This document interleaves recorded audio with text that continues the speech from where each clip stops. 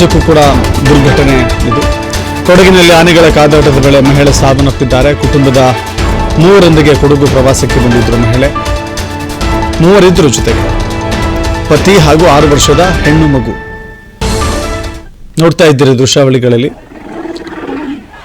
6 ವರ್ಷದ ಮಗು ಕೂಡ ಆತನ ಕಂಕುಳಲ್ಲಿದೆ. ಆತ ಮಗುವನ್ನು ಎತ್ಕೊಂಡಿದ್ದಾನೆ.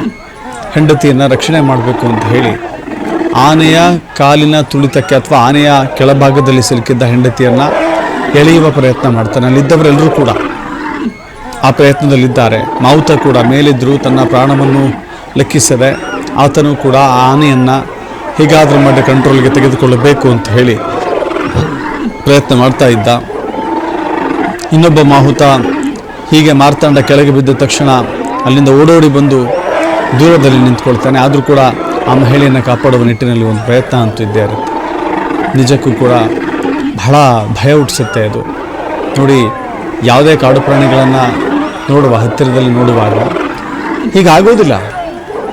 ಈ ದುಬಾರೆ ಕ್ಯಾಂಪ್ ಆಗಲಿ ಅಥವಾ ಶಿವಮೊಗ್ಗದ ಆನೆ ಶಿಬಿರ ಆಗಲಿ, ಇಲ್ಲಿದ್ದಂಥ ಆನೆಗಳು ಪಳಗಿರುವ ಆನೆಗಳನ್ನು ಪಳಗಿಸಿರಲಾಗಿರುತ್ತೆ, ಮಾವುತರ ಕಂಟ್ರೋಲ್ನಲ್ಲಿರುತ್ತೆ. ಸೊ ಹೀಗಾಗಿ ಪ್ರವಾಸಿಗರು ಆನೆಗಳ ಬಳಿ ಹೋಗಿ ಫೋಟೋಗಳನ್ನು ತೆಗೆದುಕೊಳ್ತಾರೆ. ಆನೆಗಳ ಅತ್ಯಂತ ಪಕ್ಕದಲ್ಲಿ ನಿಂತ್ಕೊಂಡು ಅದನ್ನು ಮುಟ್ಟಿ ಫೀಲ್ ಮಾಡ್ತಾರೆ. ಹಾಗೆ ಪಾಪ ಈ ಜುನೇಶ್ ಎಂಬ ಮಹಿಳೆ ಹೋಗಿದ್ಲು.